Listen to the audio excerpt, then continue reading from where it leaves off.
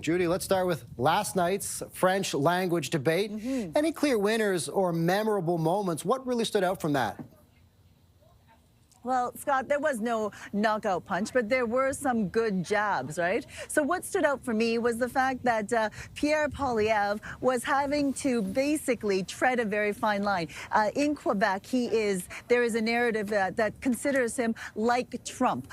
For example, last weekend, he was asked by a prominent French media program, cultural program, to Le Monde, whether or not he was a mini Trump, medium Trump, or a big Trump. So that is kind of pervasive in everyone's thinking here. And so he had to actually come across in which he was critical of Carney, but not come across as too combative. So he's treading that line. Meanwhile, Mark Carney was under attack by Pierre Poilievre for being linked to Justin Trudeau. Pierre Poilievre reminded the audience that Mark Carney was Trudeau's economic advisor and connected him to 10 years of economic challenges facing many Canadians at this point. The other really interesting thing, Scott, was just the role that Jagmeet Singh of the NDP and Yves-Francois Blanchet of the Bloc played. These are two parties that are losing a lot of voter support to the Liberals and the Conservatives, right? So they were trying to show that they were still relevant. And when I was saying that there were good jabs, I was actually thinking about Blanchet jab.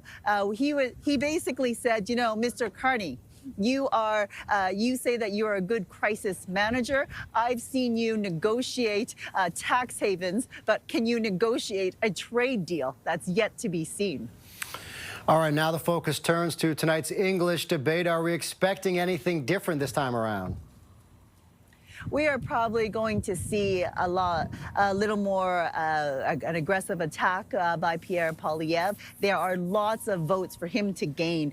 His strength is around the GTA as well as the greater Vancouver area. There are lots of votes there, as well as the Conservatives have a very strong base. So he's going to want to draw on that momentum as he goes on the attack. I can also say that the parties will probably be, the leaders will probably be scrutinized a bit more for their economic plan.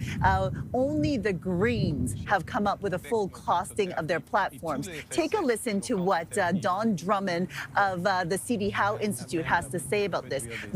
All the parties have made lots of promises, but it's not clear how they will pay for it. The Liberals have said they're not going to cut transfers to individuals, cut transfers to provinces. They're all going to raise defense spending. Well, if you take total spending and you take transfers to individuals, transfer to the provinces, and defense out of it, there's not much left.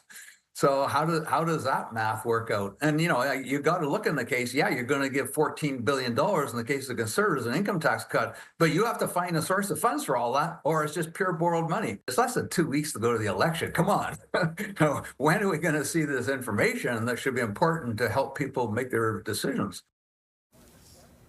Now, the Liberals say that they will release their full costing of their platform this weekend, and the Conservatives say they will release their costing in time for voters to make the right decision. So we are waiting for those types of budgets to see exactly how the money is going to be spent to pay for all these promises. Scott. As you said, lots of promises, but not a whole lot of costing just yet. CTV's Judy Trinh in Montreal. Judy, thanks so much for setting it up for us.